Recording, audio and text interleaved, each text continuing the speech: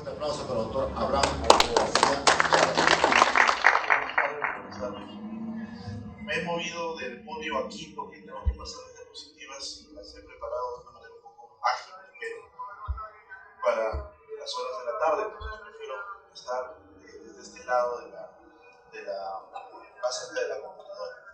En primer lugar, quiero agradecer a la doctora Emilia Bustamante, a miembro de la Comisión de Análisis y Estudio del Derecho Procesal de la Corte Superior de Justicia de Lima, por la gentileza de invitarme para compartir con ustedes estas informaciones. Y les agradezco también la presencia de distinguidos jueces que trabajan con su compañía y que hacen que esté doblemente motivado y asustado, ¿no? También de presentar algunas ideas. En último término, deseo agradecer a todos ustedes por estar aquí después del horario de trabajo, ¿no? Y eso hace que mis agradecimientos sean también complicados.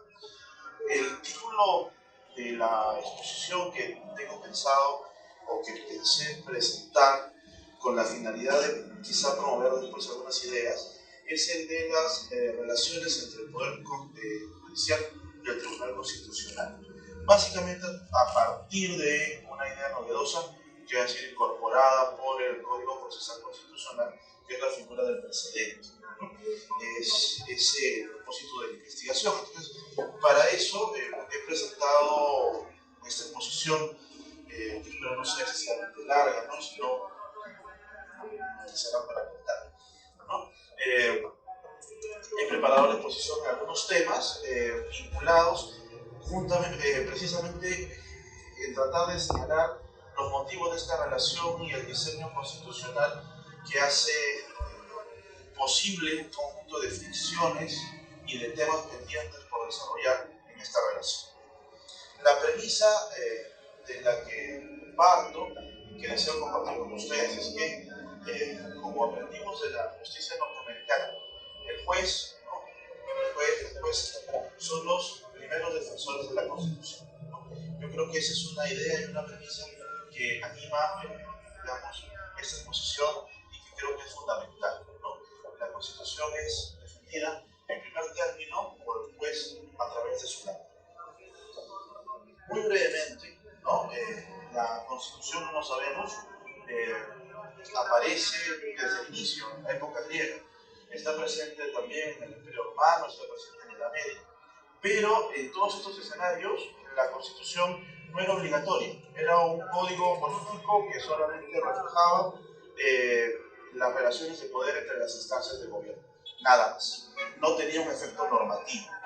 Es, ¿no? Ya con la célebre sentencia del caso Marbury versus Madison, que ustedes conocemos muy bien, en 1803, donde la Constitución adquiere un peso importante.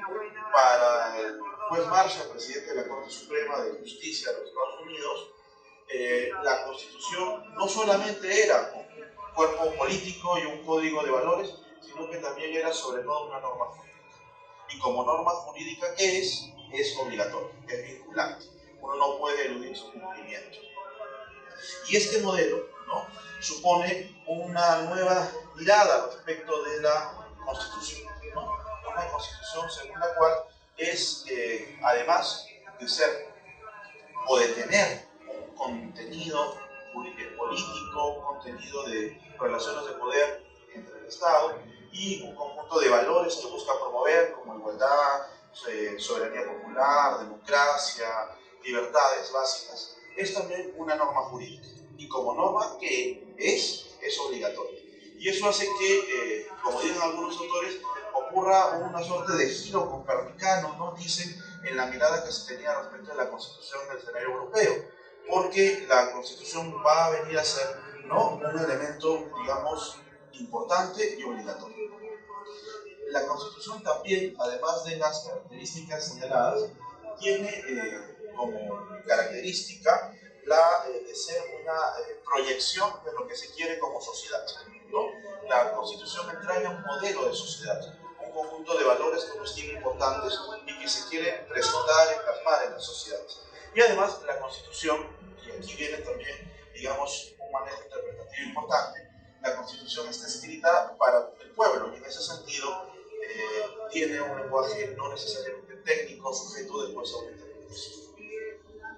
Así presentadas, digamos, las características de la Constitución, podemos apreciar que el intérprete de la Constitución, el juez que va a resolver una controversia en materia constitucional de manera directa o de manera indirecta, tiene una tarea sumamente compleja, porque para resolver un problema no solamente va a tener que echar mano de consideraciones objetivas, ¿no?, vinculadas con la consideración de la Constitución como norma jurídica, sino que también va a tener que tener una idea política en el mejor término posible, ¿no?, en el sentido más público posible, y una concepción de valores sociológica que quiera promover.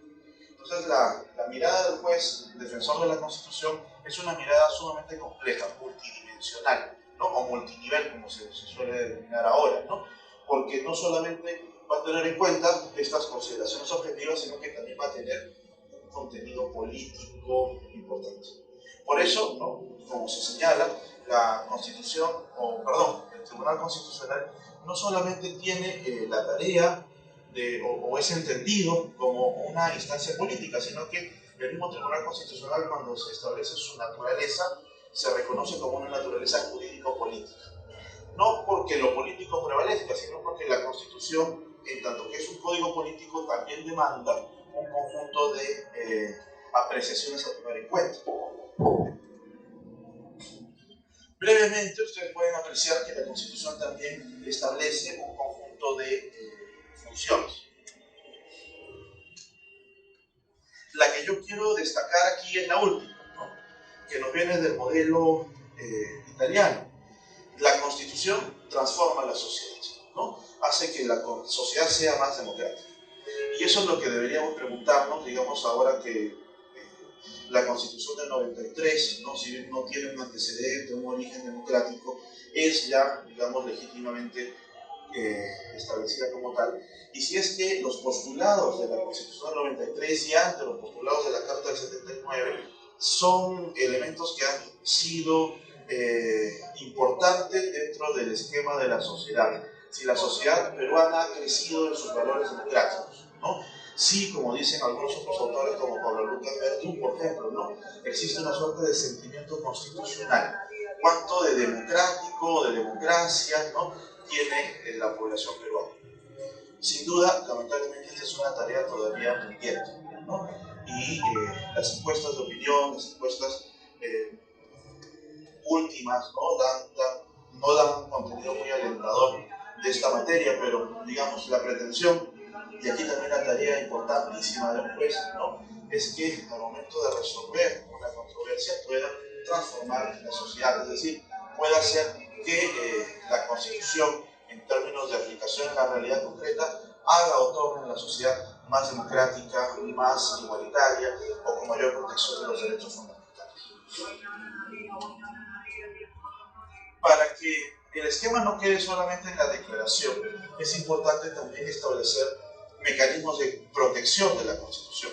No basta con decir que la Constitución es la norma suprema, sino que deben existir en la realidad elementos concretos, mecanismos o herramientas efectivas para lograr esa protección.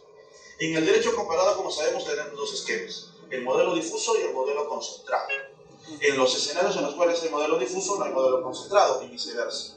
En el Perú, como suele ocurrir, tenemos ambos modelos, ¿no? En el Perú siempre, digamos, hemos tenido esa tentación constitucional y casi legislativa de siempre incorporar todo lo extranjero. Y en nuestro modelo, ¿no?, quizá por ahí vienen también las dificultades, tenemos tanto el modelo difuso como el modelo concentrado. En principio, el modelo difuso destinado para los jueces, aunque el Tribunal Constitucional piense lo contrario, y el modelo concentrado destinado para el Tribunal Constitucional y para el Poder Judicial. Porque recordemos también que los jueces constitucionales y los jueces superiores y la Sala Constitucional tienen competencia exclusiva en materia de acción popular, que es un proceso constitucional concentrado como el proceso de constitucionalidad, ¿no? Entonces, estos dos procesos o estos dos mecanismos de control están presentes dentro de lo que algunos, como García Belaunte, denominan un modelo dual o paralelo, ¿no?, de jurisdicción constitucional. El escenario básico de protección de la Constitución por parte del juez se da a través del mecanismo de control difuso. El control difuso, como sabemos y conocemos, tiene como antecedente, ¿no?, y esto solamente para presentarlo muy brevemente, un famoso caso, ¿no?, conocido también, el caso Bonham, donde se señalaba la primacía del derecho natural sobre el derecho positivo que puede imponer el monarca. En caso de disparidad, debe prevalecer el derecho natural. Esta misma idea de inaplicar lo arbitrario se presenta en la célebre sentencia del caso Marbury versus Madison, ¿no?, donde el juez Marshall señala que si la ley es inconstitucional, entonces no debe aplicarse. El caso es muy interesante, ¿no? Es sumamente interesante y se presenta, o sea, se ha escrito muchísima literatura jurídica y jurídico-política respecto de esta sentencia, porque por un lado, por una determinada mirada, se establece la idea importantísima de que la Constitución no solamente es un código político, sino que también es una norma jurídica y por lo tanto es obligatoria. Y si existe una oposición entre la ley y la Constitución, la ley es inválida, no es inconstitucional, sino que por otro lado hay otra mirada política y señala que más bien, que además, ¿no?, la sentencia Marbury versus Madison establece o le establece un cierto posicionamiento político al Poder Judicial respecto del Congreso y del Poder Ejecutivo de la época, ¿no?, en un escenario en el cual Estados Unidos comenzaba a aparecer como entidad independiente en 1776, relativamente reciente, en 1803, el Poder Judicial señala una suerte de posicionamiento, ¿no?, y señala que en último caso, ¿no?, así como la idea que conocemos de Montesquieu del poder moderador, en el último escenario, el Poder Judicial, si bien no ejerce poder político, puede, cuando las circunstancias lo ameritan, imponerse a la voluntad del Congreso e imponerse a la voluntad del presidente. Y eso es un tema bien importante. Es un poder importante que tiene, digamos, el Poder Judicial. Un esquema en el cual, dentro del modelo norteamericano, el juez goza de la mayor honorabilidad, ¿no?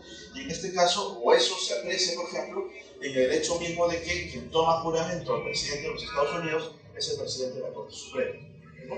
Modelo que no está en el caso peruano. En el caso peruano, como sabemos, el presidente de la República es un presidente. Las características de este modelo también son conocidas, ¿no? No es un proceso específico, es un proceso incidental, es un proceso declarativo, porque la ley no establece una inconstitucionalidad de la ley, ni la deroga, la repulsa del ordenamiento, y tiene en principio una suerte de efectos solamente interpartes, ¿no? Pero, de acuerdo a la técnica del precedente, como veremos más adelante, si la instancia suprema o superior establece un alcance respecto al control difuso, entonces eso tiene una relación directa, casi obligatoria para las instancias inferiores, que pueden apartarse si cuestionan así convenientes, pero siempre y cuando se fundamenten, ¿no? El control difuso en el caso peruano ha estado presente en un tiempo relativamente pronto, ¿no? La Carta de 1856 decía que es nula y sin efecto cualquier ley en cuanto se oponga a la Constitución. La Carta del 56 fue reemplazada después por la Carta del 60, 1860, y la Carta de 1860 no contenía ninguna previsión similar, con lo cual, digamos, se puede decir que constitucionalmente la idea de control difuso estuvo solamente en la Carta del 56, de 1856. Posteriormente, el Código Civil del 36 establece también una fórmula parecida a la de control difuso, ¿no? Cuando hay incompatibilidad entre una disposición constitucional y una legal, se refiere a la primera. Esta previsión del Código Civil del 36 no fue necesariamente seguida por la judicatura, ¿no? Existe una investigación del profesor García Belaunte donde se señala, por ejemplo, que la justicia penal se apartaba un poco de esta interpretación al señalar que el código era un código civil y no un código penal, ¿no? Una norma de mayor peso. Ya en la Carta del 79 tenemos la plasmación definitiva, ¿no?, del modelo de control difuso, que después va a ser incorporado, ¿no?, como sabemos, en la Carta del 93, que recoge o repite lo de la Carta del 79 en el artículo 138, segundo párrafo, ¿no? Cualquier juez, en cualquier proceso, pues, tiene el deber, ¿no?, la potestad de inaplicar una norma si la estima inconstitucional. En nuestro modelo, esta potestad del juez de defender la Constitución al inaplicar una ley por estimarla inconstitucional tiene una regulación. La primera es la de la Ley Orgánica del Poder Judicial, como sabemos, que tiene el también conocido artículo 14, que establece el mecanismo de consulta, ¿no? Los jueces ejercen control difuso si la decisión no es impugnada. La Sala Constitucional Permanente aprueba o desaprueba a través de la consulta el ejercicio de control difuso. El Código Procesal Constitucional también establece algunas limitaciones respecto de este ejercicio. El artículo 51 de la Constitución, que establece lo que se denomina la jerarquía normativa, el 138, que es el que conocemos, ¿no?, donde se establece el control difuso. El artículo 14 de la Ley Orgánica del Poder Judicial, que, digamos, establece la figura de la consulta para el control difuso. Y el Código Procesal Constitucional, que establece también algunas consideraciones.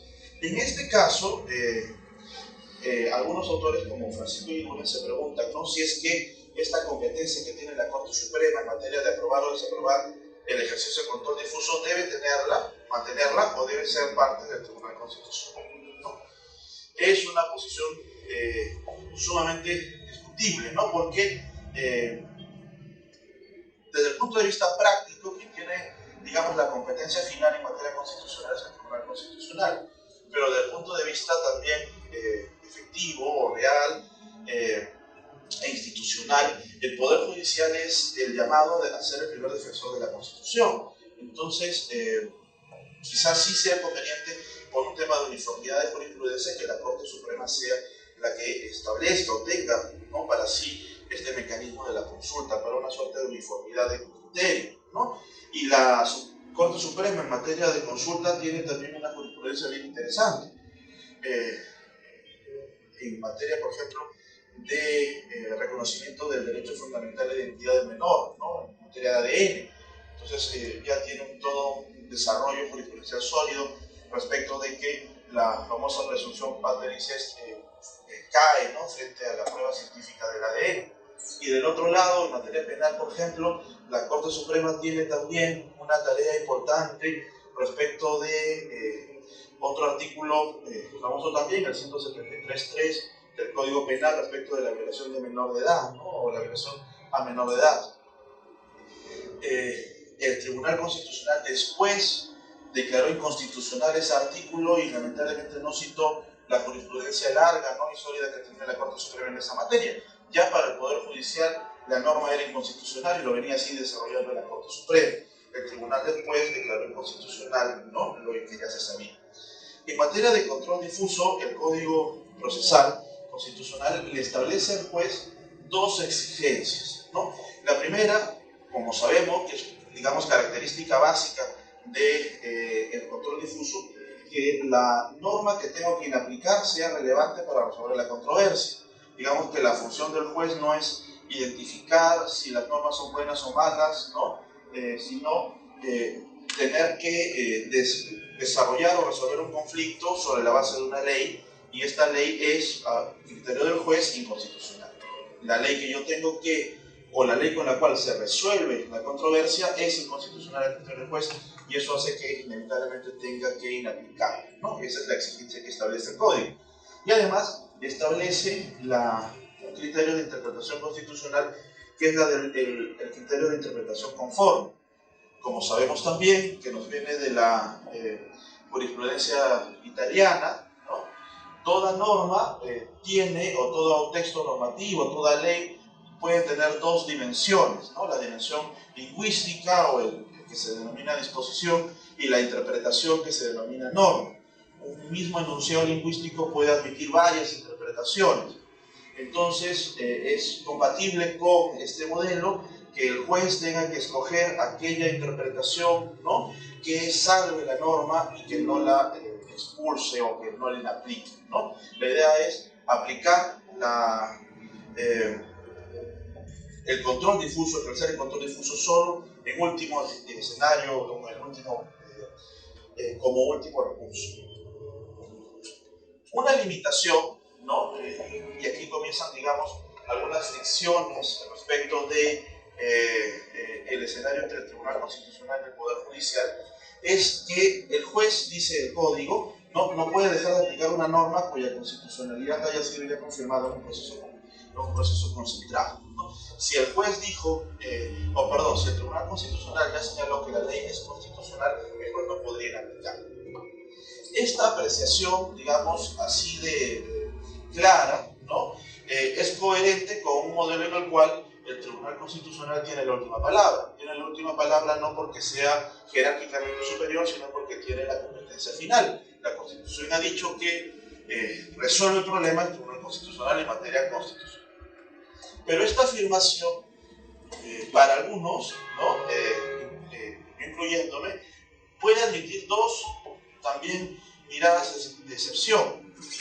En el primer caso, el hecho de que exista una suerte de oposición respecto de lo que ya señaló la Corte Interamericana de Derechos Humanos, ¿no? Entonces, frente a la limitación del código, tenemos también el deber impuesto por la Corte Interamericana de lo que se denomina la interpretación convencional, ¿no? Es decir, ejercer una suerte de control difuso, pero ya no respecto de la Constitución y las leyes, sino respecto de la norma interna versus la norma de derechos humanos.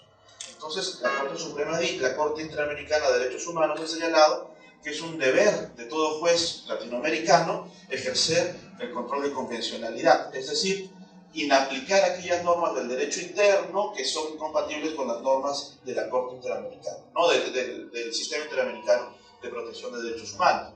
Desde ese entendimiento, si la Corte Interamericana estableciese, digamos, una interpretación más favorable respecto de un derecho que tiene relación con una ley, entonces un juez válidamente puede, digamos, seguir el criterio de la Corte y en ese sentido dejar de observar el criterio establecido por el Tribunal Constitucional, a pesar que el Código diga en principio lo contrario, ¿no? Pero como hemos aprendido del Tribunal Constitucional, la interpretación literal es la menos constitucional, ¿no? Es la que la interpretación constitucional menos favorece, porque eso supone una mirada aislada del texto. Una segunda excepción que puede plantearse es un supuesto en el cual el juez puede invocar un escenario de mayor protección del derecho involucrado, ¿no? No obstante que no haya una sentencia o un desarrollo directo por parte de la Corte Interamericana de Derechos Humanos.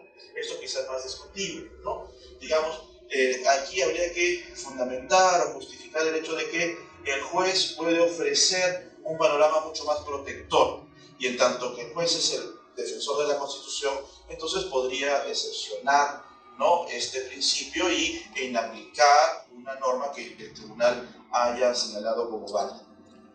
Esto, dicen algunos, tendría mayor sustento si es que el tiempo hace su tarea, ¿no?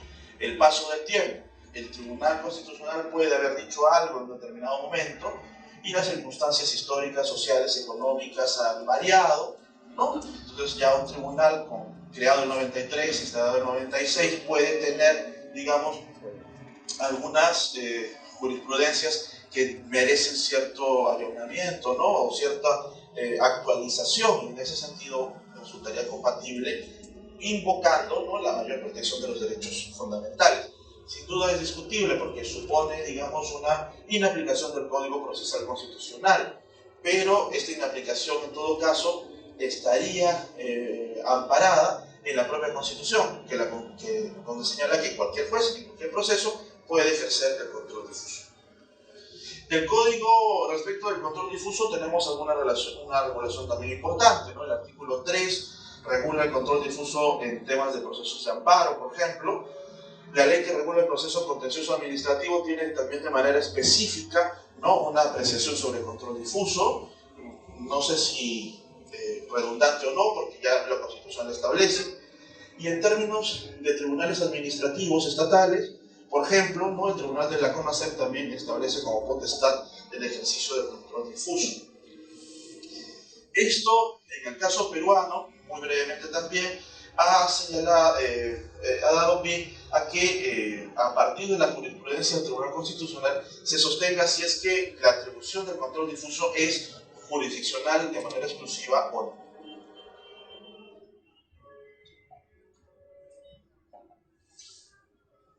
Para el Tribunal Constitucional no es exclusivamente judicial, ¿no?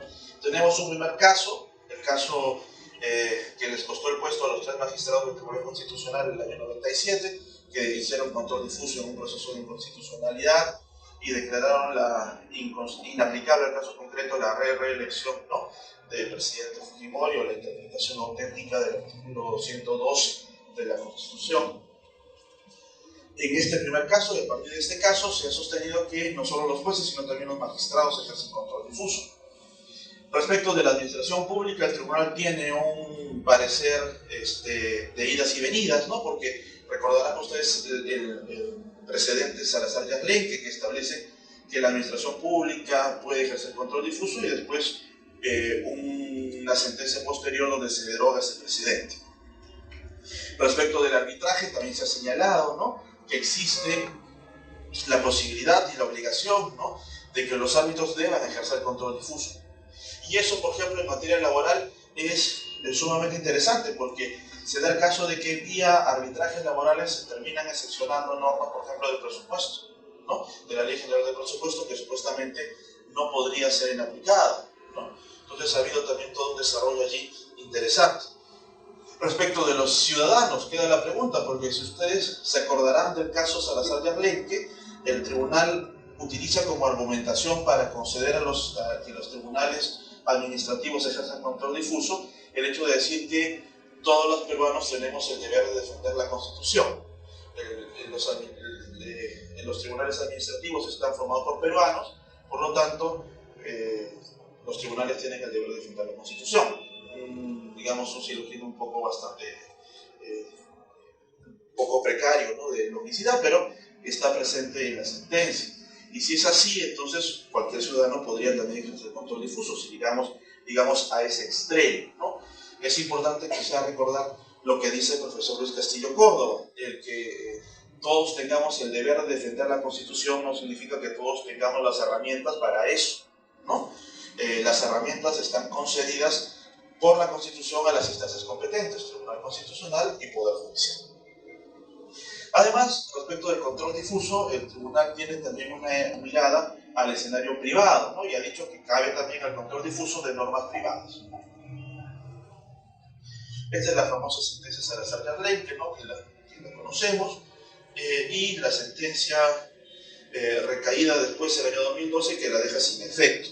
Aquí es importante nada más rescatar de que una de las razones que da el Tribunal Constitucional para derogar su precedente está en el hecho de que reconoce que la atribución del control difuso está pensada básicamente en el Poder Judicial, y que el Poder Judicial tiene un mecanismo de consulta. Como este mecanismo de consulta no está incorporado en el escenario administrativo, entonces no se podría, digamos, hacer una doble revisión, ¿no?, de esta potestad. Y además dice el tribunal, ¿no?, de manera interesante, es que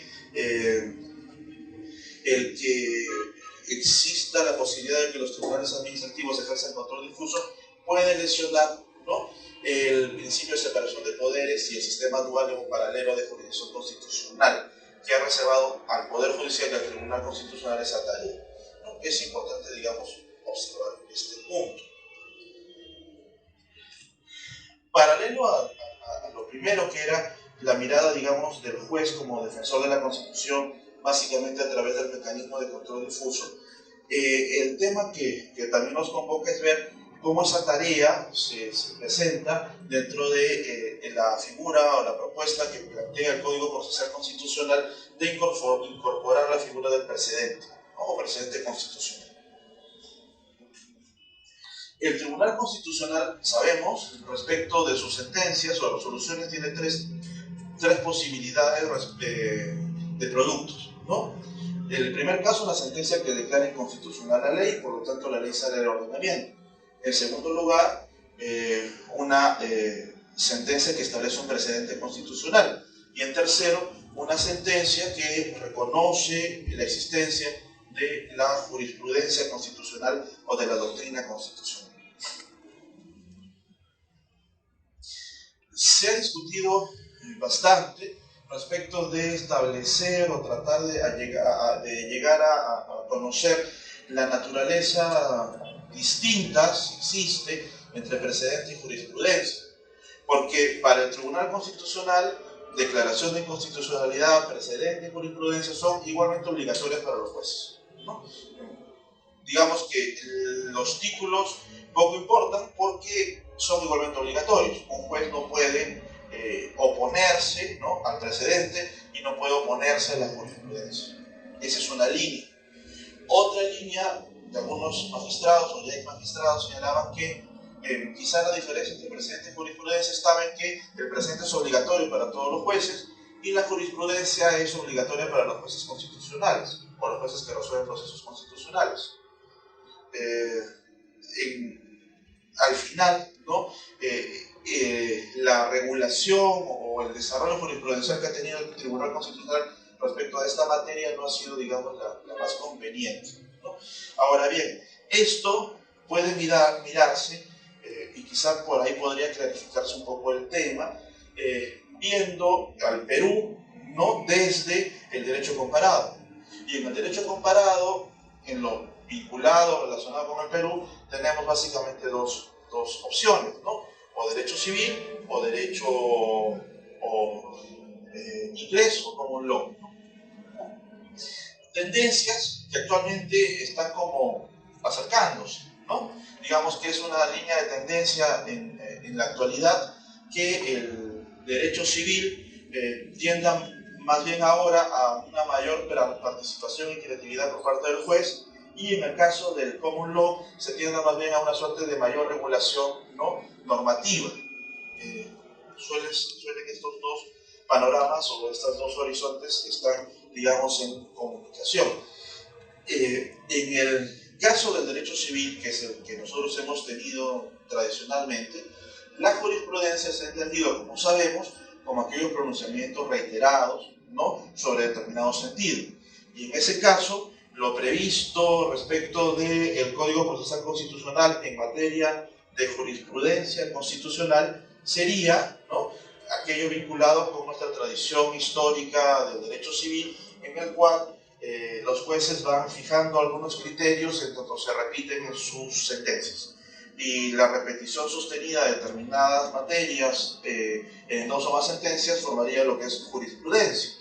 A diferencia, ¿no?, del precedente, que el precedente estaría más vinculado o estaría dentro, sería expresión del common law, del derecho inglés, donde no se necesita reiterancia de pronunciamientos, sino que el precedente aparece por primera vez, ¿no? No necesita un conjunto de pronunciamientos previos. El tribunal o el juez lo crea a partir de ese momento. Y eso es lo que se presenta o se aprecia, por ejemplo, en el caso de la sentencia Marbury versus Madison. Digamos, no había antecedente y el juez automáticamente presenta, ¿no?, esta figura. Estos modelos de actividad judicial están vistos también en una perspectiva comparada entre dos modelos, ¿no? El modelo silogístico, que, digamos, supone que el derecho positivo está debidamente regulado y por lo tanto el juez tiene como tarea nada más ubicar el supuesto de hecho previsto en la norma y otorgar la consecuencia jurídica que la ley ya ha fijado, ¿no? Versus otro modelo en el cual el juez tiene mayor creatividad en marco o margen de acción. La lógica del precedente está más bien pensada en un juez creador del derecho dentro del modelo inglés. Y ahí hay toda una discusión sobre si lo que crea el juez es una regla con alcance general, como si fuese una ley, o lo que crea es más bien una pauta para resolver un problema. El artículo 7º del título preliminar establece la figura del precedente, pero la establece de una manera bastante sencilla, ¿no?, escueta. No dice mucho de sus alcances o de su configuración y consecuencias. Se señala: las sentencias del Tribunal Constitucional que adquieren la autoridad de cosa juzgada constituyen precedente vinculante cuando así lo exprese la sentencia, precisando el extremo de su efecto normativo. No dice más. Toda la producción jurisprudencial del tribunal se ha ocupado, ¿no?, de perfilar, desarrollar, mejorar los alcances de esta figura del precedente, ¿no? Estas exigencias que establece el código es que sea una sentencia con calidad de cosa juzgada, aun cuando nosotros hemos encontrado casos en los que el tribunal ha fijado precedentes en sentencias que no tienen esa calidad, ¿no? Ha establecido también que se tiene que establecer de forma expresa, con la precisión de su efecto normativo, y si el tribunal decide apartarse, tiene que argumentar. ¿Qué es el precedente? Es una regla de argumentación, ¿no? Así de sencillo y así de difícil, ¿no? Es el conjunto de razonamientos que me permiten a mí resolver un caso. Y si este conjunto de razonamientos es válido, debería de servirme a mí también para resolver casos futuros, en aplicación del principio de la igualdad, ¿no? Porque, digamos, no satisface el principio de igualdad de que dos casos iguales sean resueltos de manera distinta. Entonces, el precedente lo que busca es mejorar la labor del juez, porque el juez va a llegar a establecer una suerte de salida o de respuesta, ¿no?, creativa, imaginativa, lógica, para resolver el caso. Y esta respuesta, ¿no?, esta forma de pensamiento, que se denominaría precedente, va a servir para resolver casos futuros, idénticos, parecidos o aquellos que se puedan extender, ¿no? Esta idea de precedente no es necesariamente la que el Tribunal Constitucional tiene. Para el tribunal, precedente es legislar, ¿no?, básicamente. La idea inglesa de mirar al precedente como un conjunto de normas no es necesariamente, ¿no?, algo que el tribunal haya seguido. El precedente se basa, dicen algunos, en la protección del derecho a la igualdad. Forma parte importante del precedente esta consideración de el estar a lo decidido, ¿no? Mis decisiones deben ser congruentes con las anteriores. Mis decisiones futuras deben ser congruentes con las decisiones anteriores respecto de un mismo caso. Eso genera seguridad jurídica, ¿no? Genera estabilidad, genera la posibilidad de que ya los particulares o los justiciables puedan tener, digamos, una idea más o menos clara de cuál va a ser el resultado. El precedente tiene partes, ¿no? Como sabemos, la ratio decidendi, que es la forma central o la tesis nuclear del precedente, la regla, ¿no?, que permite resolver un caso, y aquellas reflexiones marginales, adicionales, que como sabemos también el Tribunal Constitucional hace de manera abundante y a veces exagerada, ¿no?, omiten consideraciones amplísimas para justificar determinadas decisiones. El precedente puede tener también un efecto horizontal, ¿no? Si yo establezco un precedente, las instancias de mi mismo nivel tienen que seguirlo, yo tengo que seguirlo, y también existe un efecto vertical. El precedente fijado por el órgano superior tiene que ser fijado por el órgano inferior. En materia constitucional no hay jerarquía, pero el precedente fijado por el tribunal debe ser, digamos, obligatorio para el Poder Judicial. El precedente puede ser entendido como una ley para algunos, ¿no? Aquí el Tribunal Constitucional está muy de acuerdo con esa apreciación, y para otros el precedente es solamente una forma de resolver casos que permite o que tiene un contenido práctico importante para resolver casos similares, ¿no? No existe una predisposición o una mirada hacia tenerle o darle un efecto general, porque también no es competencia del juez legislar. El precedente, desde este esquema que el tribunal sigue, puede ser objeto de apartamiento. Yo puedo apartarme del precedente. Este apartamiento se puede presentar de tres tipos, ¿no? Señalando, en primer lugar, que existen defectos originarios, el precedente ha sido mal elaborado. Esto no se aplica en el caso peruano, sino en el caso inglés o en el caso norteamericano. Se llega a establecer que no se aplica el precedente porque el precedente ha sido mal elaborado. El precedente tiene algún defecto, alguna inconstitucionalidad evidente que hace que no pueda ser aplicado. En segundo lugar, lo que también ocurre en el modelo norteamericano, en el caso inglés, es que el precedente es objeto en el tiempo de cierta transformación. No se modifica, el juez está obligado a respetarlo, a observarlo, pero lo que hace es que le da un sentido interpretativo distinto. ¿no? Lo transforma.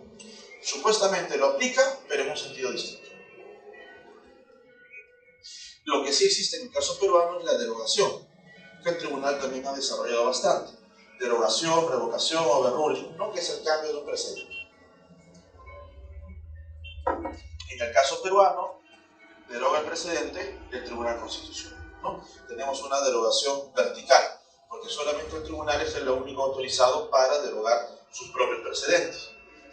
En el caso peruano también, la derogación es expresa. El código dice que se tiene que señalar de manera clara se tiene que indicar cuándo el precedente ha sido derogado. En el escenario inglés, la derogación puede ser expresa o tácita. Respecto de la aplicación del nuevo precedente, aquí también el tribunal ha tenido bastante desarrollo, ¿no? En principio, el precedente tendría que ser fijado hacia adelante, pero nosotros tenemos, o la jurisprudencia del Tribunal Constitucional presenta multiplicidad de opciones, ¿no? Existen algunos casos en los cuales el precedente nuevo se aplica de manera retroactiva, ¿no? Pensemos en el caso Juan de Dios Lara Contreras sobre ratificaciones de jueces y fiscales, ¿no? En otros casos, el precedente se aplica de manera prospectiva, no al caso concreto, sino a los siguientes casos. Para algunos, como para el profesor Samuel Abad, esta es una aplicación injusta, ¿no? Porque, por ejemplo, en el caso Calegari, que fue uno de los primeros en los cuales se aplicó esta forma de aplicación prospectiva, ¿no? Se dice que el policía había sido sujeto a una violación de su debido proceso, pero que en lo sucesivo, para los demás policías y no para él, se debería respetar el debido proceso. Con lo cual se fija un precedente, pero para el justiciable, digamos, no hay una adecuada protección o una efectiva protección. Por eso existen otras opciones, ¿no? O una derogación prospectiva que dicen que el precedente se va a aplicar de aquí a un tiempo, en una fecha, o el precedente se va a aplicar inmediatamente, ¿no? Desde el caso para adelante. Como esto no está regulado, el Tribunal Constitucional tiene bastante margen de acción para señalar cuando su precedente nuevo, que deroga el anterior, tiene un efecto hacia atrás, un efecto solo hacia adelante, un efecto inmediato o un efecto prospectivo. Como no está regulado, el tribunal tiene bastante posibilidad de acción y eso puede también prestarse a algunas arbitrariedades, ¿no?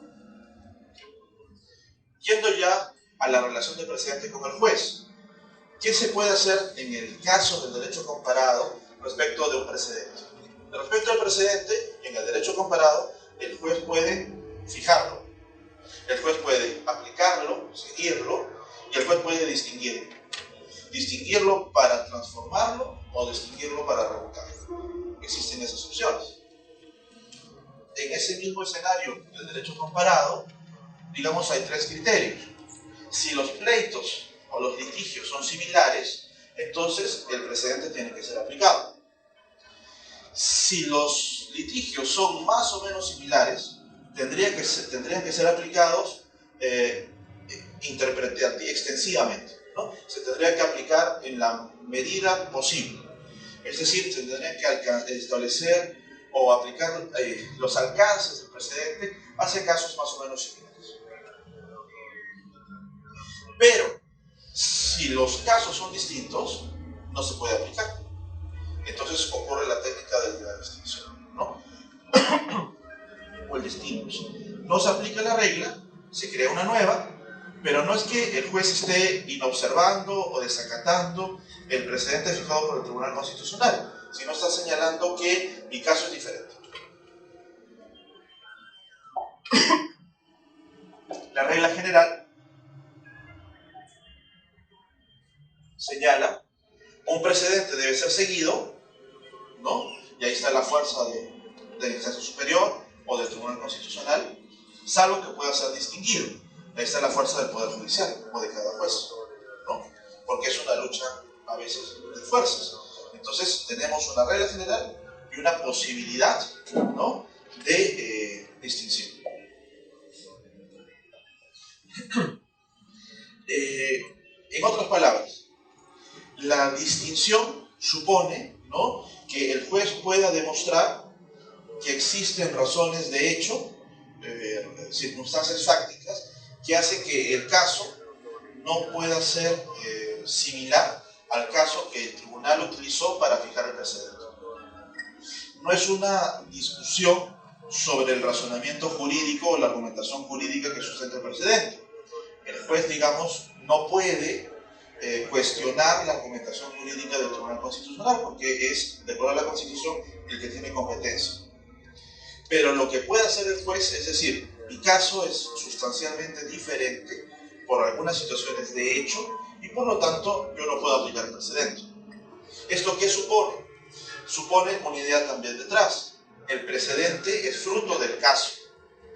Lo malo, en el caso peruano, es que, como hemos visto muchas veces, el Tribunal Constitucional saca precedentes sin necesariamente surjan de los hechos del caso, ¿no? A veces el caso no tiene nada que ver con el precedente. Da la impresión de que el tribunal utiliza determinada sentencia para fijar un precedente. Y eso tampoco, digamos, es una buena técnica, ¿no? El precedente responde a un caso. Entonces el juez verá si su caso es parecido o no parecido. Lo que ocurre también, desde otra mirada, es que en la práctica la distinción es una herramienta o un arma muy importante que tiene el juez, porque la suele utilizar, en el caso inglés o en el caso norteamericano, para no aplicar precedentes injustos, ¿no? Digamos, también hay una línea de estudio que señala que si bien existe la obligación de aplicar y de seguir los precedentes, cuando se hace la distinción, lo que se suele hacer también es evadir los precedentes por considerarlos injustos. Entonces yo utilizo algunas razones supuestamente de hecho para decir que el caso es sustancialmente diferente. Pero desde luego, la discrecionalidad del juez aquí es importante, porque será el juez el que establezca estas razones de hecho. Y habrán razones, digamos, más sensatas que otras, ¿no? Como veremos casi hacia el final. Sobre precedentes se ha abordado bastante, ¿no? Distintos temas, el tribunal con más de 30 precedentes en su haber ha fijado bastantes temas y tareas sobre el precedente. El tribunal, lamentablemente creo, ha entendido que precedente es la ocasión para poder legislar y esa creo no es su función, ¿no? Gracias. Para el precedente, para el Tribunal Constitucional, precedente vendría a ser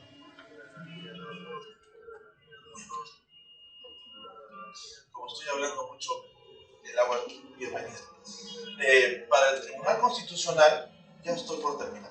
Para el Tribunal Constitucional, el precedente es una norma jurídica. Así lo he entendido. Digamos que ha desaprovechado la ocasión para acercarse un poco más a la teoría, ¿no? A la técnica inglesa o norteamericana de señalar que, bueno, el precedente más que una norma es una regla que permite resolver casos. El Tribunal Constitucional más bien se ha decantado por señalar que el precedente es una ley. No lo ha dicho así, pero si ustedes revisan los últimos precedentes o el conjunto de precedentes, pues el tribunal, digamos, legisla. Por eso, para algunos otros autores, como por ejemplo para el profesor Pedro Grandes, ¿no? Si el precedente es una norma, entonces puede aplicarse respecto al precedente la famosa distinción entre disposición y norma. Si el precedente es ley, entonces el juez puede también estableciendo esta distinción entre disposición y norma, otorgar un significado al precedente. Y el margen ahí también de posibilidad de acción que tiene el juez es también importante. Siguiendo al profesor Marinoni, ¿no? Se pueden establecer algunas razones a favor del precedente. La principal, la más utilizada, es que el precedente favorece la seguridad jurídica, porque si establecen reglas claras para resolver conflictos, entonces ya hay, digamos, líneas de salida ya previstas. En segundo lugar, el precedente favorece la igualdad. Casos similares deberían de resolverse de manera idéntica o similar. Y algunas otras razones, ¿no? Coherencia de orden jurídico, control del poder del juez, definición de expectativas, desestimulación al litigio, porque si ya hay precedentes claros, entonces uno ya no apelaría, ¿no? Aun cuando también existe esta tendencia forense, ¿no? De apelar definidamente, se racionalizaría el doble grado de la jurisdicción, habría mayor economía de gasto, mayor eficiencia del Poder Judicial. Son, digamos, algunos elementos favorables respecto de incorporar no solamente al escenario constitucional, sino al escenario judicial en general la técnica del precedente. El profesor Marinoni también da algunas razones en contra, ¿no? Vinculadas básicamente con la pérdida de libertad o de criterio jurisdiccional que podría tener el juez de instancias inferiores respecto del juez de instancias superiores, ya que al establecer precedentes de manera continua, las posibilidades de creatividad por parte de las instancias inferiores se suelen disminuir, ¿no? Porque ya estarían previstas o reguladas por las siguientes.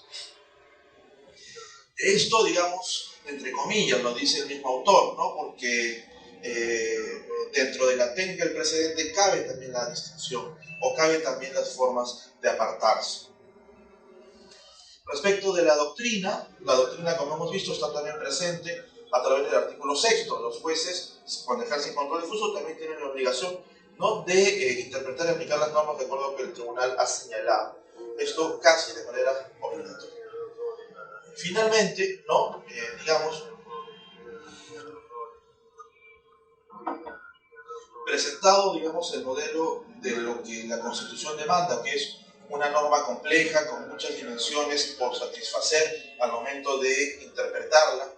Presentado también el modelo en el cual el juez es el primer defensor de la Constitución y esto se ejerce a través de la figura de control difuso, ¿no?, por ejemplo.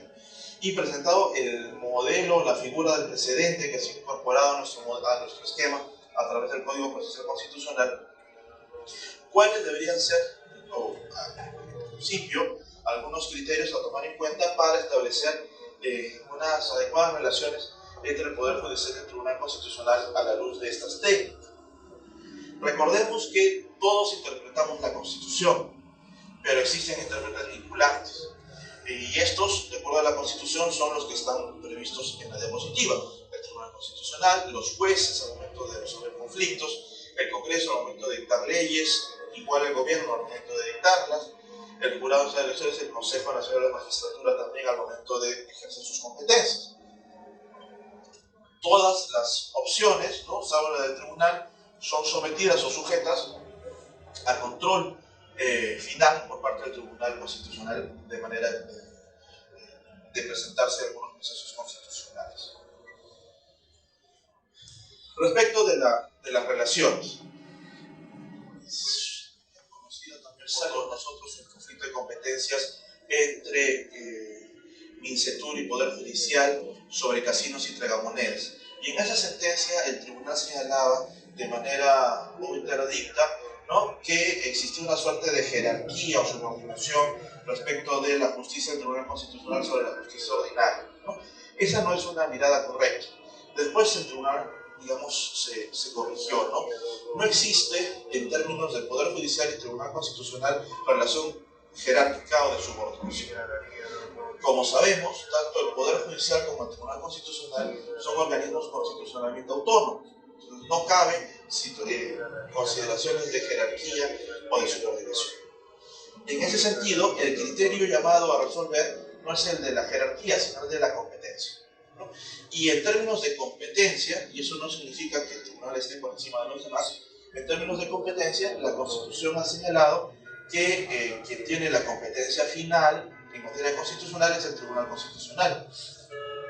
Y eso no supone entender al tribunal como el único, exclusivo y supremo intérprete de la Constitución, sino sencillamente que la Constitución determina que la discusión no puede ser eterna, tiene que tener una válvula de cierre, y esa válvula de cierre está dada por el Tribunal Constitucional. Recordemos aquí también lo que se dice, o lo que dice la propia Corte Suprema de Justicia norteamericana, ¿no? La Corte dice, no porque seamos infalibles decimos la última palabra, somos infalibles porque decimos la última palabra, ¿no? Es un matiz también importante. En ese sentido, es importante allí también recordar que si bien el tribunal tiene competencia para desestimar o cuestionar resoluciones judiciales, esto lo hace no en términos de subordinación, sino en términos de competencia. Es interesante aquí también recordar al margen muy brevemente lo que señalaba cierto asesor jurisdiccional del Tribunal Constitucional en una conferencia, en una charla, ¿no? Organizada por el Poder Judicial en el auspicio de la Academia de la Magistratura, ¿no? Entonces, este asesor señalaba que, aunque no le gusta el Poder Judicial, el Tribunal Constitucional es su superior jerárquico en materia de constitución. Entonces, alguien preguntó, ¿no? Si eso es así, entonces, cuando la Corte Interamericana de Derechos Humanos anula alguna resolución dictada por el Tribunal Constitucional, entonces eso significa que la Corte Interamericana de Derechos Humanos es el superior jerárquico del Tribunal Constitucional. Y el asesor dijo, no, ahí no. Ahí es competencia, no subordinación. No es, digamos, una mirada equivalente, ¿no? En ningún caso es subordinación, es competencia. Las normas han establecido eso. Dentro de este modelo de relaciones es importante ver también el diseño, ¿no? El diseño constitucional. Si es un diseño constitucional que favorece o no favorece a que existan estas fricciones. En otros escenarios, los jueces, como en el modelo europeo, no tienen control difuso. Como sabemos, el ejercicio de control difuso es ya prevaricato, ¿no? Recordemos el caso del famoso juez Baltasar Garzón, ¿no? En ese modelo, el control concentrado es el que se establece. En otros escenarios, como el caso norteamericano, la Corte Suprema tiene control difuso y no tiene control concentrado. En el caso peruano, parte de nuestra tendencia es tener todo lo que se ha creado afuera. Entonces tenemos ambos modelos. No sé si esa convivencia de modelos favorezca este tema de fricción. Yo creo que debería resolverse, pero no por la vía de eliminar el control difuso para los jueces, porque determinaría, digamos, cierto retroceso, ¿no? Importante respecto de esta materia. Otra figura es la del desarrollo legislativo. Justamente en este punto, la comisión encargada de discutir algunas propuestas al Código Procesal Constitucional, que fue conformada por el Ministerio de Justicia, ¿no?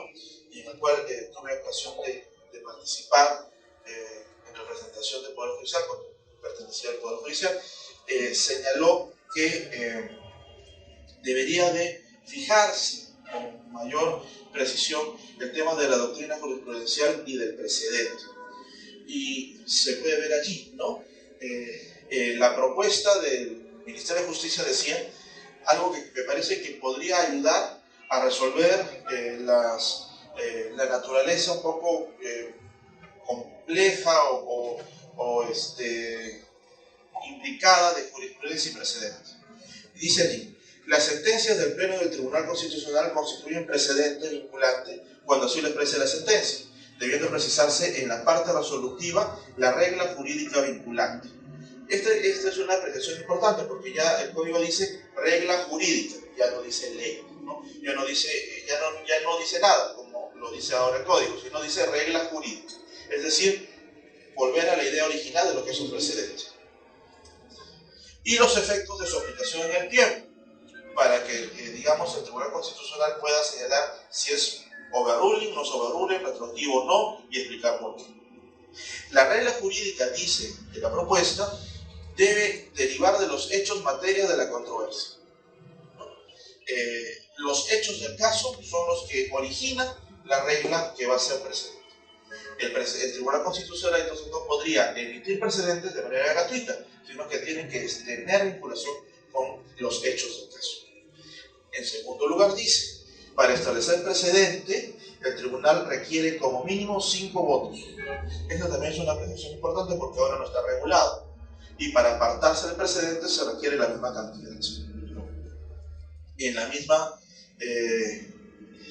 mismo sentido, respecto de la doctrina constitucional o la jurisprudencia constitucional, la propuesta dice, en primer párrafo, los criterios interpretativos reiterados y uniformes, por lo tanto ya está, digamos, estableciendo 2 requisitos para la jurisprudencia, que sean reiterados y que vayan en el mismo sentido, del Tribunal Constitucional constituyen doctrina de observancia obligatoria, ¿no? Observancia obligatoria, que es un fraseo que se suele utilizar en la legislación peruana y que no supone un acatamiento obligatorio del precedente, sino que el juez tiene, digamos, la obligación o el deber de observar y de ver si se aplica o no se aplica al caso concreto. Dentro de estas relaciones, ¿no? A modo de conclusión, también se ve que el Tribunal Constitucional, a desmedro del Poder Judicial, ha tenido un posicionamiento, ¿no? De hecho. Y eso ha supuesto superar, digamos, una figura que no le ayudaba, como la que estaba prevista como Tribunal de Garantías Constitucionales con la Carta del 79, ¿no? Cuya composición tripartita no favorecía, digamos, un adecuado ejercicio. Ahora, ¿no? Si bien se discute la legitimidad popular o el nombramiento de los magistrados del tribunal, el tribunal ha, como en el caso Marbury versus Madison, ha establecido un posicionamiento, a veces hegemónico y a veces arbitrario por eso, ¿no? De su posición de control final de la Constitución. Y eso también creo que puede advertirse ahora respecto del Poder Judicial. Es decir, si bien el Poder Judicial desde 1856 con la Constitución hasta ahora tenía esta idea asimilada de Estados Unidos del control difuso, no es una herramienta que haya utilizado de manera decidida en algunos casos importantes. Esta mirada, ¿no? Que ha permitido que el tribunal crezca sobre lo que el Poder Judicial no necesariamente ha hecho, también ahora está siendo cambiada por el empoderamiento que están teniendo ahora la justicia constitucional. La justicia constitucional ya no solamente está vinculada o dada o se tiene en la cabeza al Tribunal Constitucional, sino que en el caso del Poder Judicial, los jueces constitucionales, ¿no? Y en el caso de esta Corte de Lima, los 10 juzgados constitucionales tienen también un peso específico importante, ¿no? Y eso ha determinado que se den sentencias sumamente interesantes, ¿no? Vinculadas con la aplicación de muy interesantes criterios de técnica jurisprudencial, de precedente, de protección de derechos fundamentales, algunos discutibles, otros no, pero la jurisprudencia es así, donde el Poder Judicial reclama también este posicionamiento. Creo que la especialización en materia constitucional es un tema bien importante, ¿no? Y la existencia de estos juzgados constitucionales, gracias a la labor de los jueces constitucionales, hace que se pueda, digamos, que el Poder Judicial también pueda recobrar esa competencia que el Tribunal Constitucional casi cree solamente exclusiva de él, ¿no? La defensa de la Constitución no es solamente propia del Tribunal Constitucional, y en el escenario de la justicia constitucional del Poder Judicial es también un tema muy importante a ver.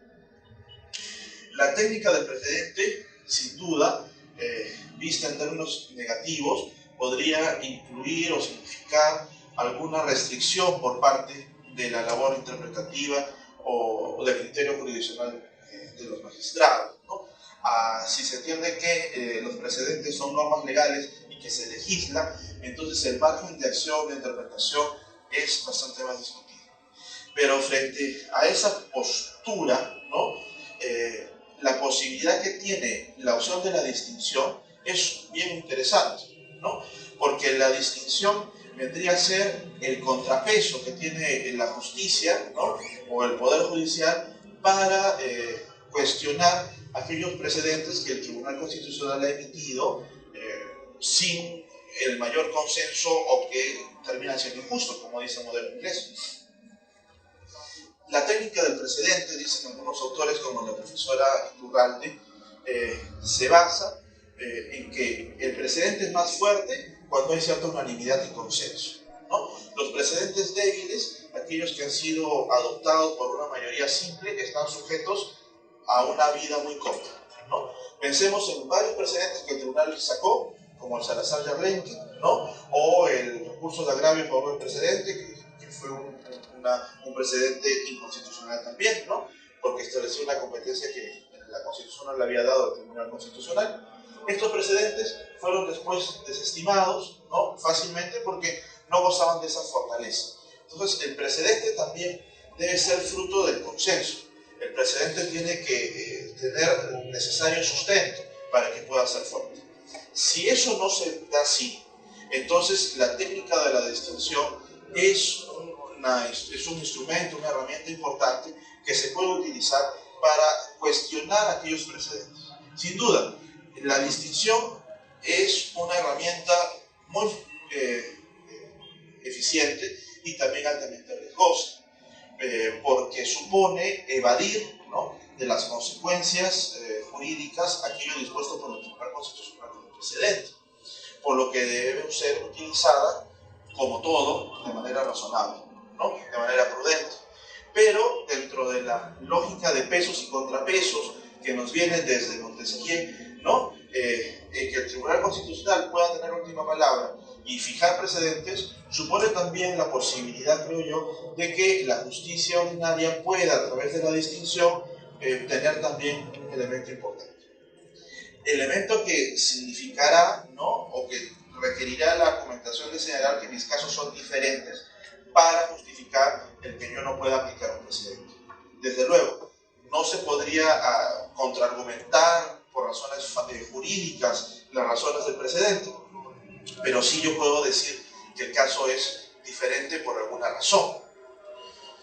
Y para terminar nada más, muestra de esta distinción o de este ejercicio de la distinción se ha dado respecto de una sentencia que ha tenido bastante cuestionamiento, ¿no?, por parte de los que creen en los derechos laborales, ¿no?, que es la sentencia del presidente Watuco, ¿no? En esta sentencia el tribunal ha señalado algunas consideraciones que desde la justicia ordinaria, básicamente desde un conjunto de sentencias, se ha establecido una técnica de distinción con más o menos rigor, ¿no?, porque en algún caso, en una de las dos sentencias que he tenido ocasión de mirar, el juez ha señalado que la situación de hecho distinta está en que la persona había tenido una protección judicial previa donde se le había reconocido sus derechos laborales. En cambio, en el caso siguiente, donde me parece que ya la argumentación no es tan fuerte, señala que el caso es sustancialmente diferente porque la persona es trabajador de limpieza y la señora Watuco es secretaria, ¿no? Entonces ya eso me parece que debería merecer una mayor argumentación, ¿no?, porque eso supone, si no, señalar que el presidente Watuco es solamente aplicable a secretarios, ¿no?, desde esa mirada. Entonces creo que no pasa por allí, pero sí es interesante, ¿no?, establecer, como se ha hecho en estas sentencias, la necesidad de vincular el precedente con los hechos del caso y la posibilidad judicial de precisar o de justificar que el caso que se tiene por resolver es uno fácticamente distinto, sustancialmente diferente, que hace que yo no pueda aplicar el precedente. En síntesis, ¿no?, las relaciones Poder Judicial Tribunal Constitucional en materia de precedente pasan, creo, por una relación, como señalaba, de tensión y de pesos y contrapesos de controles, ¿no? Se exige al tribunal que pueda establecer precedentes adecuados y el juez, a través de la distinción, creo que tiene también la posibilidad de cierto control, ¿no?, bajo la argumentación de los hechos fácticos, o de las circunstancias fácticas. Lo que es riesgoso, sin duda es riesgoso, pero como se sabe desde el modelo inglés, es el único recurso que se tiene a veces frente a precedentes injustos, ¿no? Y con estas ideas, les agradezco a todos ustedes por su atención. Muchas gracias.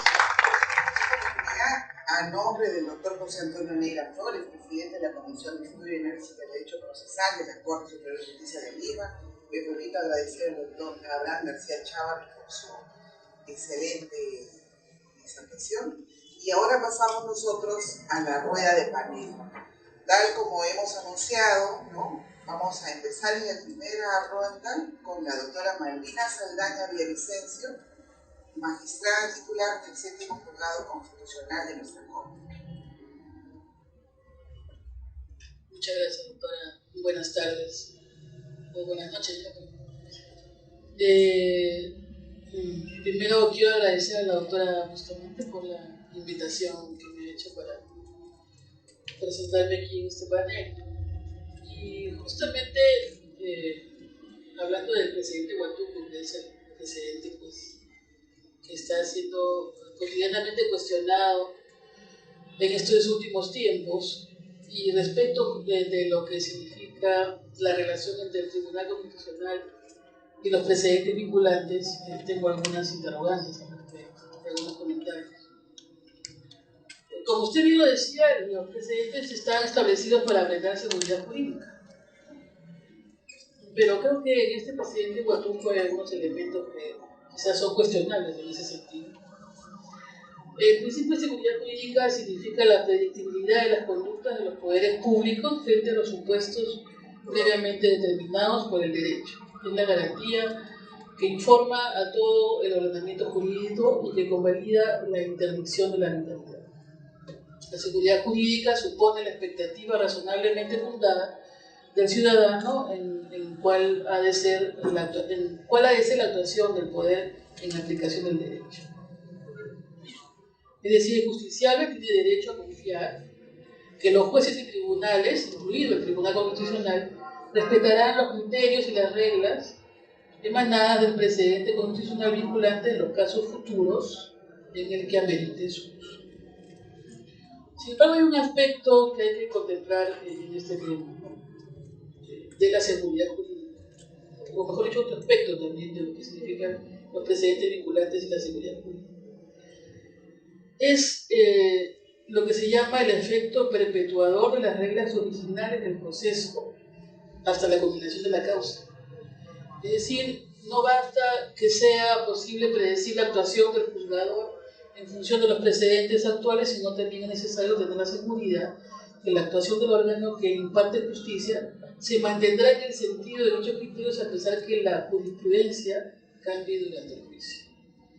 Y ahí se puede aplicar lo que establece el artículo 139, inciso 3 de la Constitución. En cuanto al tema específico de lo que es la aplicación del precedente a los procesos en trámite, me refiero a ese específicamente, en donde evidentemente las reglas de juego han cambiado para los procesos que están en trámite respecto de lo que es la reincorporación de trabajadores al sector. El artículo 139, inciso 3 de la Constitución establece que ninguna persona puede ser desviada de la jurisdicción predeterminada por ley ni sometida a procedimiento distinto de los previamente establecidos. Entonces creo que ahí hay un elemento que puede cuestionar este precedente vinculante. En cuanto a que el procedimiento ya estaba establecido, ¿no? Para el trámite, los procesos de reincorporación con los precedentes anteriores, y esto ha cambiado. El precedente Huatunco se aplica en los procesos incluso en trámite, lo cual evidentemente afecta este derecho que es el derecho a respeto al procedimiento previamente establecido. Gracias. Y ahora pasamos a continuación con el panel a cargo del doctor David Suárez Burgos, magistrado que tiene a su cargo el primer juzgado constitucional de nuestra Corte Suprema de Justicia de Lima y que durante los dos últimos años pasados, 2013 y 2014, fue el magistrado coordinador de los juzgados constitucionales de nuestra Corte. Bienvenido, doctor. Muchísimas gracias. Buenas noches. Voy a continuar en la línea de la doctora Marlene. En el caso de Huatunco, no solamente procesos de trámite, sino también procesos que ya están en ejecución. El presidente para que cumplan todas las entidades, para que cumplan todos. ¿Y qué sucede? Cuando ya está en ejecución y se ordena la reposición de una entidad, dice, no cumple el presidente Huatunco y no tengo por qué cumplir con la sentencia. Primero, hay tasa presupuestada, es indeterminada y me conformo. Por lo tanto, no le voy a crear una nueva tasa. Entonces, esa pregunta se desarrolló en el Tribunal Constitucional, en una mesa que tuvimos, y me dijeron, bueno, es como las sentencias que se vuelven inejecutables. Es decir, yo tengo que devolver una casa y un terremoto y devolveré pues, el terreno, ya no hay casa. Por lo tanto, lo que acá supondría que debería haber ya es una reposición sin prestación. El tema del presidente pues, es que Tribunal Constitucional citó en el caso Casinos y Tragamonedas, no solamente fue hacia adelante ni en el presente, sino también de manera retrospectiva, anulando una cantidad inmensa de procesos, inclusive algunos que ni siquiera cumplían con lo que se estaba diciendo ahí, ¿no? Y hubo una distinción ahí sobre cosa juzgada judicial y cosa juzgada constitucional que hasta ahora no entiendo. Pero ojalá que usted pueda explicar un poquito más sobre esta distinción. Muy bien, y siguiendo con la ronda, bueno, en cuanto a mi parte se refiere, ¿no? Yo quisiera transmitir al doctor Abraham García Chávarri la inquietud de que, bueno, la doctrina del derecho comparado, ¿no? Y la jurisprudencia del derecho comparado nos puede dar pautas de cómo se aplica el distinguishing en otro derecho. Pero nosotros no somos del derecho, ¿no? Entonces hay que reconocer también nuestra propia realidad. Nuestros ordenamientos jurídicos recogen muchas figuras extranjeras y las incorporamos, y luego en la práctica judicial viene el tema, ¿no? Entonces, en la doctrina, excelente, se entiende, distingue, interpreta el caso concreto, ver los casos que son diferentes.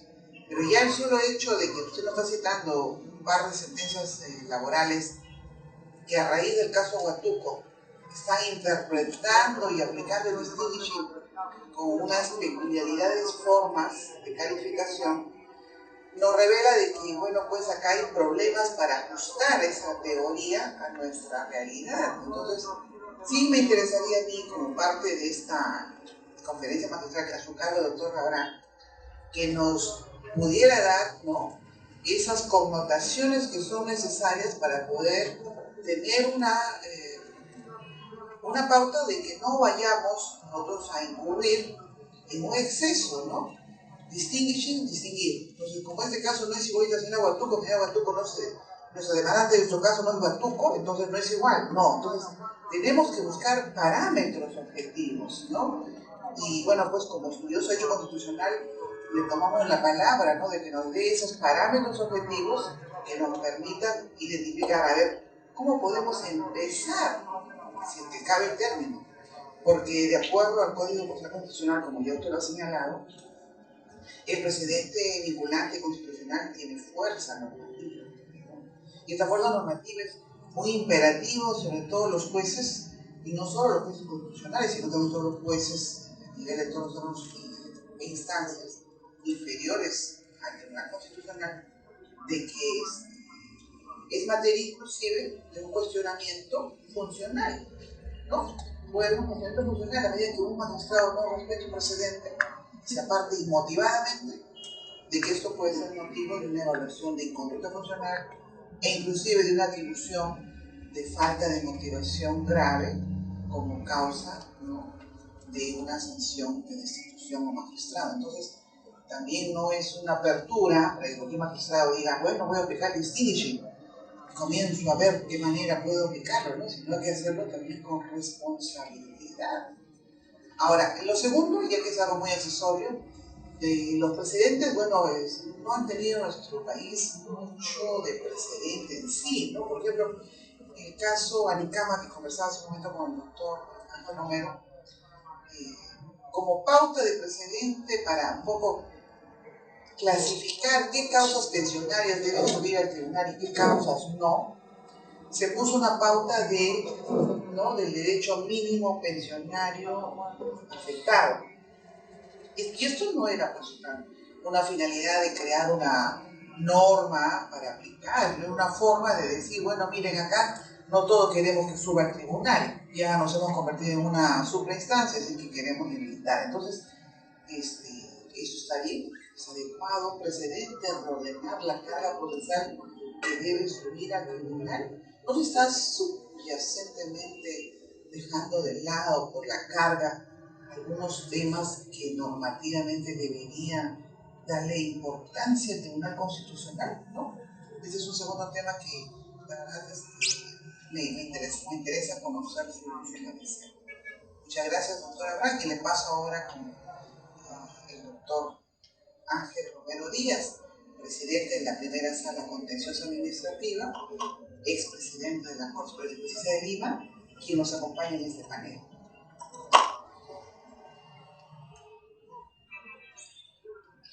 Bien, muy buenas noches a todos. En principio, agradeciendo a la doctora Emilia Bustamante por esta invitación y además felicitando al doctor García Chávarri por su excelente presentación.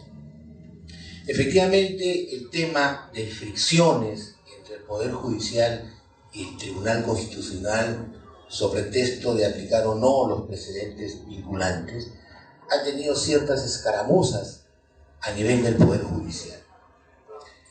La doctora Bustamante trajo a colación la aplicación de la sentencia 1417 a Nicama. Y recordarás, Emilia, que nosotros, la primera sala civil, hizo este análisis. Efectivamente, ese precedente, entre comillas, lo único que hacía era regular, señalando como un mínimo de lo que podían percibir los pensionistas, esto es 415 soles, para que aquellos expedientes que superasen esa cantidad no sean objeto de una tutela urgente constitucional. Y señalaba que eso tenía que ser en el contencioso administrativo en aquel entonces. Entonces, llegó un momento en que, partiendo de la premisa que ese precedente vinculante 14.7 había sido emitido en el año 2005, ¿cierto?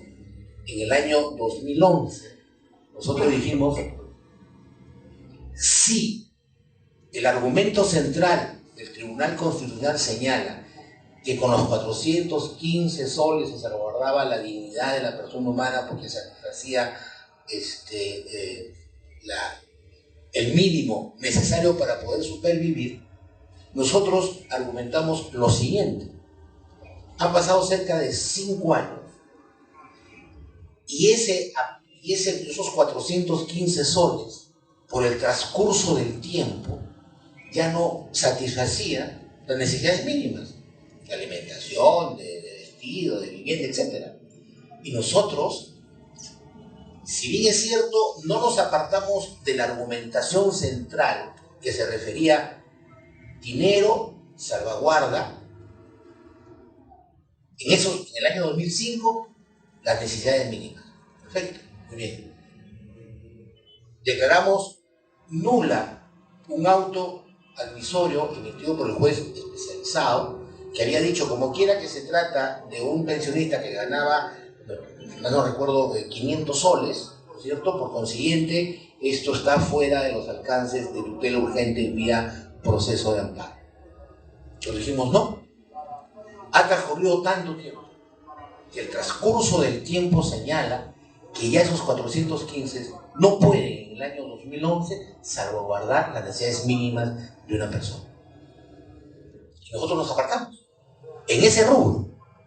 Entonces, el análisis que hizo la sala, estamos nosotros apartándonos de manera litigiosa contra el tribunal, o estamos nosotros salvaguardando mejor el derecho al acceso a la justicia, el derecho a la tutela judicial efectiva.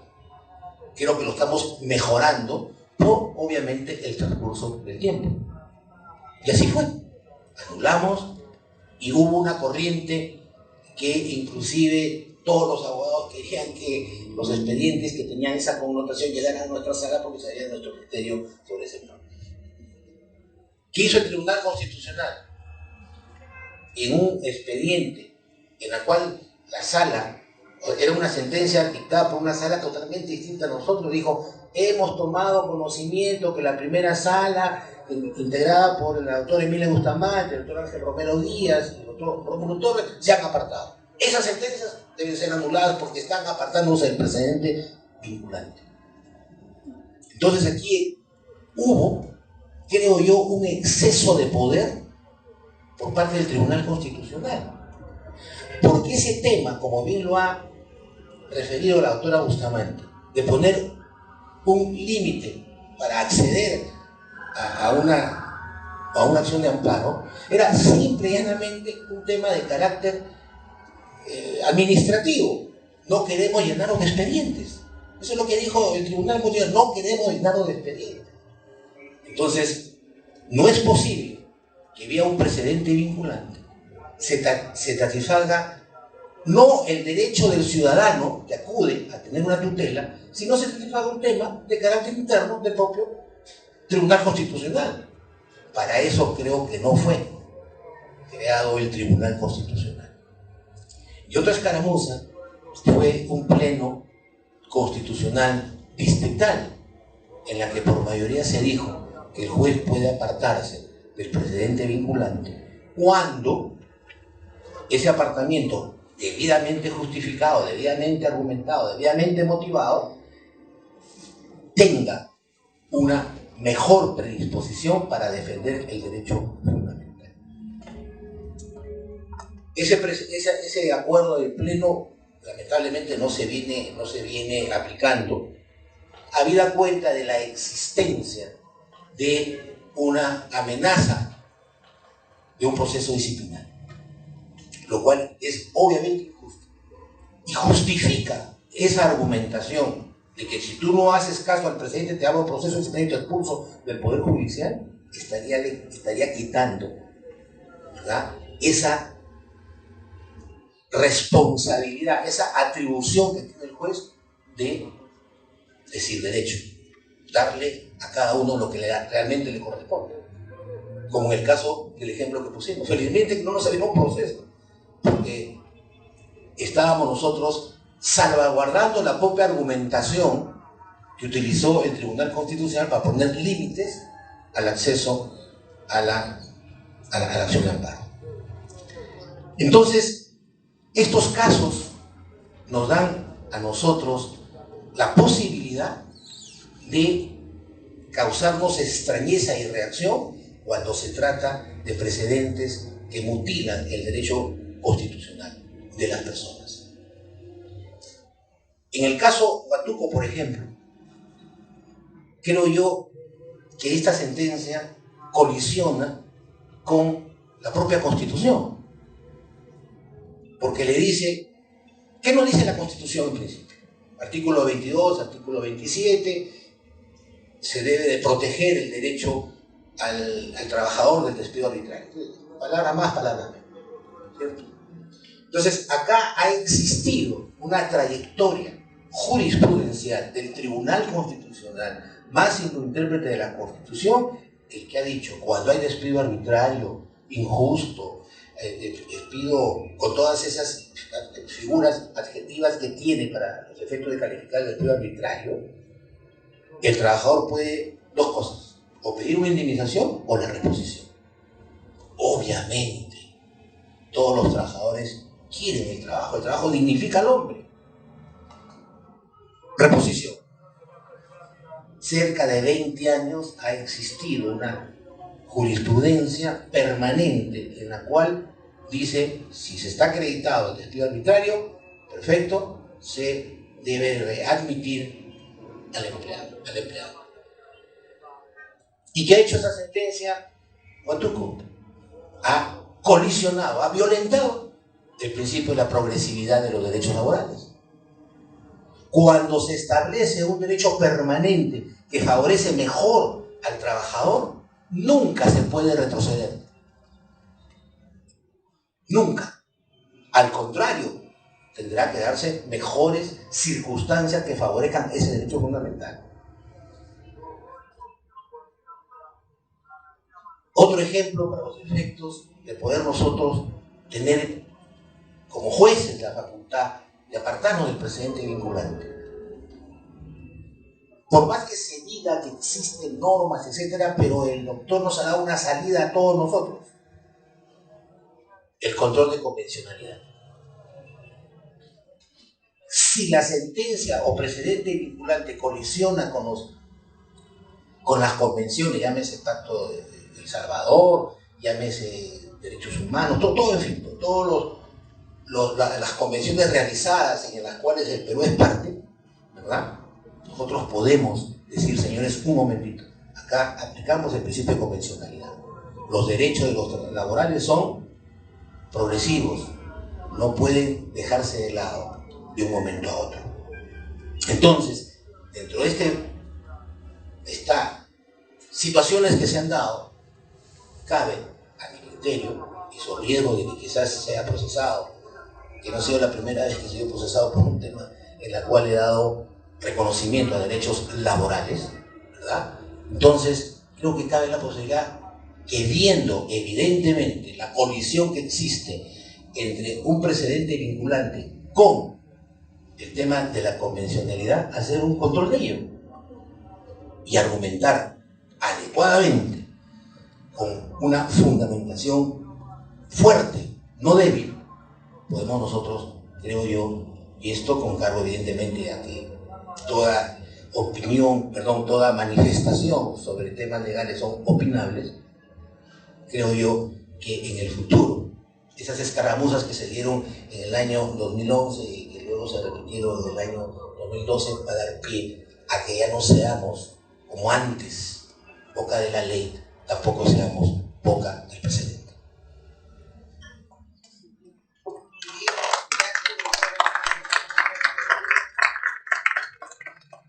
Ahora pasamos el uso de la palabra al doctor Abraham García Chávarri para efectos de que absuelva las participaciones del panel. Muchas gracias. Gracias a los miembros del panel por sus observaciones. Sin duda, es un tema sumamente discutible respecto de las fricciones entre el Poder Judicial y el Tribunal Constitucional. He tomado nota de algunos temas y los voy a ir desarrollando brevemente, ¿no? En primer lugar, la propuesta de la distinción no debe ser entendida quizá como subversiva, ¿no? No ha sido a propósito de la exposición hacer un favorecimiento fácil de la distinción, sino solamente establecer que, así como el Tribunal Constitucional fija precedentes, el juez tiene la posibilidad de establecer la distinción si es que su caso es distinto, ¿no? Sin duda, el establecimiento de las circunstancias de hecho que hacen que el caso sea distinto es una materia opinable o discutible, o se abre allí un margen de discrecionalidad. Y como sabemos también, todo el ejercicio de discrecionalidad tiene que ser, para no caer en la arbitrariedad, tiene que ser debidamente argumentado y fundamentado. Por eso me parece, por ejemplo, interesante que en estas dos sentencias que han circulado, ¿no?, por la vía electrónica, donde se ha utilizado la distinción respecto del caso Huatuco, en el primer caso la distinción se basa en una protección que ya había recibido el trabajador por parte del juez según la sentencia anterior, y eso, a juicio del juez que falla, hace que el caso sea diferente. En el otro caso, que me parece allí que la distinción puede terminar también siendo un poco forzada, es el sostener que los hechos del caso son diferentes, porque en un caso la trabajadora era secretaria y en el otro el trabajador era un trabajador de limpieza. Si no, como decía la doctora Bustamante, la distinción podría radicar en términos exagerados, ¿no?, en que los casos son distintos porque las personas son diferentes. Y hacia eso no debe apuntarse, ¿no? Sin duda, todo ejercicio de poder, y la técnica de la distinción establece un poder importante del juez, todo ejercicio de poder tiene que ser utilizado de manera razonable y limitada y restringida, ¿no? Tiene que haber una argumentación que valide ese ejercicio de poder para que no caiga en la arbitrariedad. Ese es un tema, digamos, sumamente importante. Respecto de los precedentes injustos, ¿no? Lamentablemente el Tribunal Constitucional no ha escapado de ese problema. En el caso inglés, en el caso norteamericano, la salida frente al precedente injusto era la distinción, claro, forzando la figura. Frente a a los precedentes injustos, quizá la distinción sea la salida práctica a la que se pueda llegar, sin duda con las limitaciones y las restricciones del caso.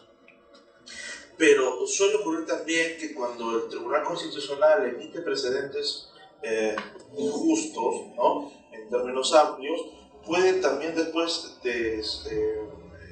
reformularlos, atenuarlos o cambiarlos, ¿no?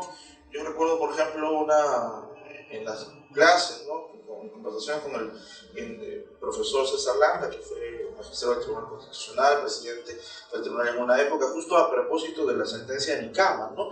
Él comentaba al final ya, y eso después luego lo contó en un libro que era un poco sobre el funcionamiento del Tribunal Constitucional, para hacer una suerte de paralelo con un célebre libro de Zagrebelsky, ¿no?, sobre también el funcionamiento del Tribunal de la Corte Constitucional Italiana. Él contaba que, bueno, tenían el precedente de Nicama y después fueron viendo que el precedente de Nicama tenía que irse reformulando porque habían algunas situaciones de hecho que inicialmente no habían previsto.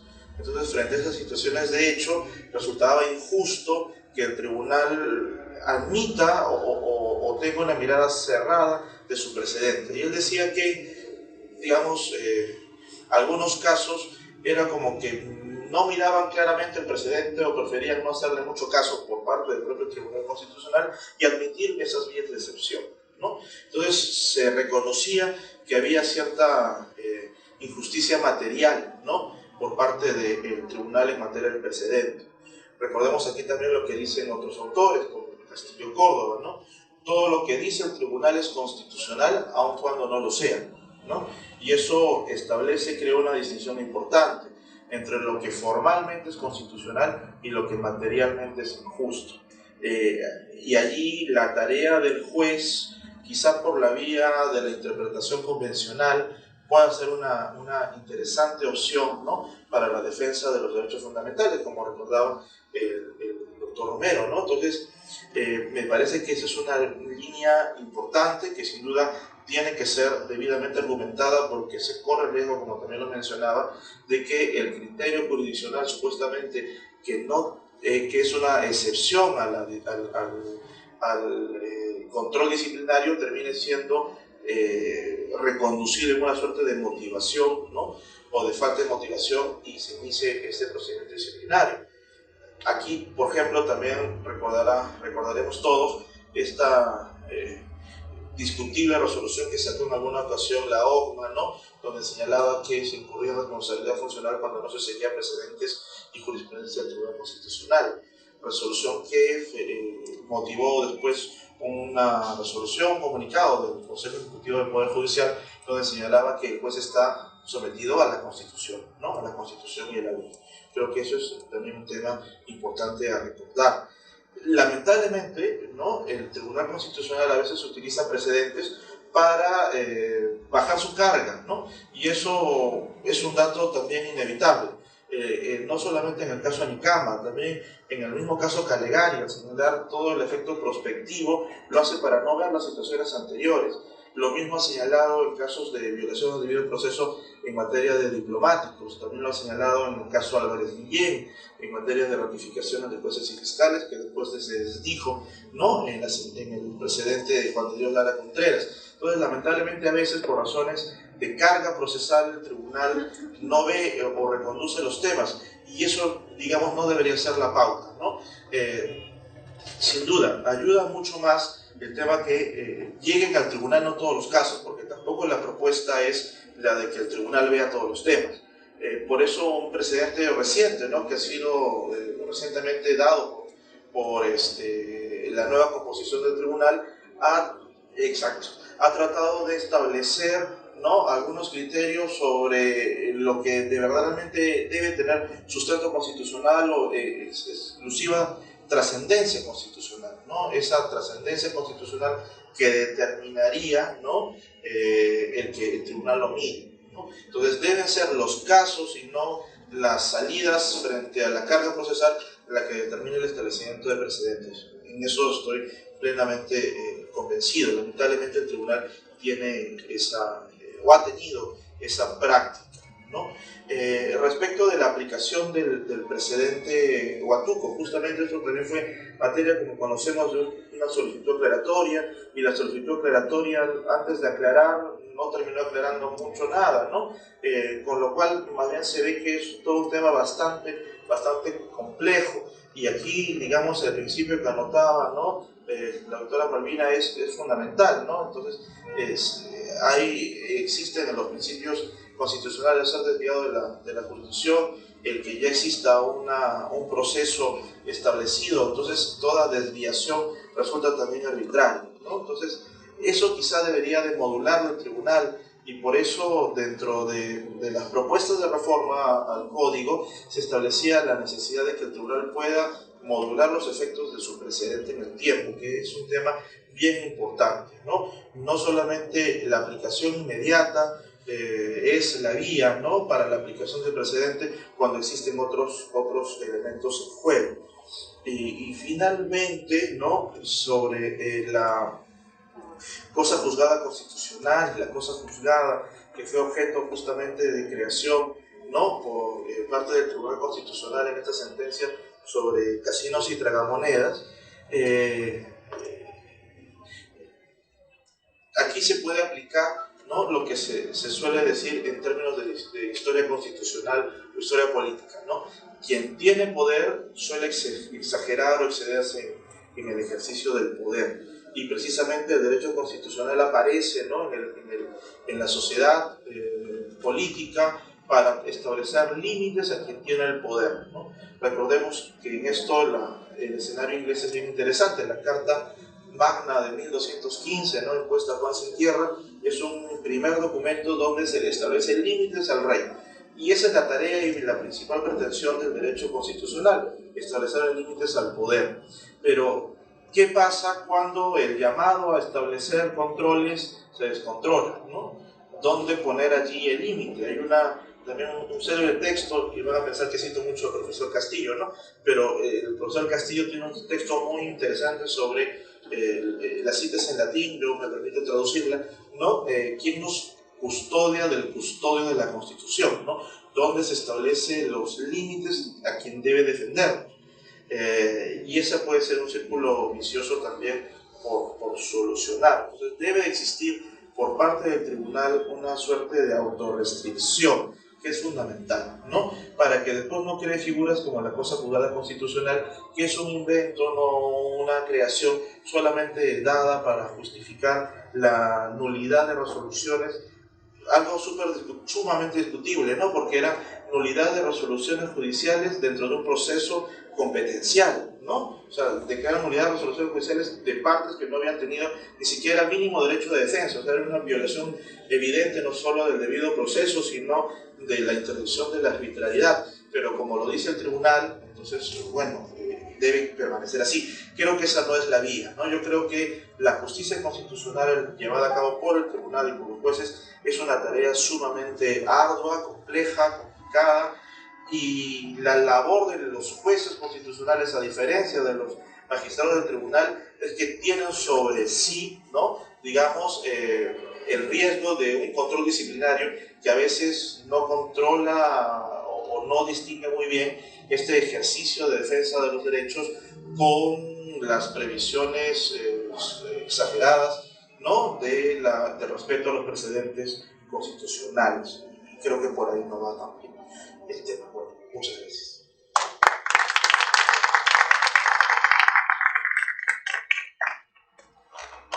Bien, tal como lo habíamos anunciado al comienzo, para la Comisión de Estudio y Análisis de Derecho Procesal es muy interesante tocar esos temas, ¿no? Porque justamente a raíz del tema constitucional hemos cruzado transversalmente el tema específico de cómo opera el Tribunal Constitucional en materia de precedentes vinculantes.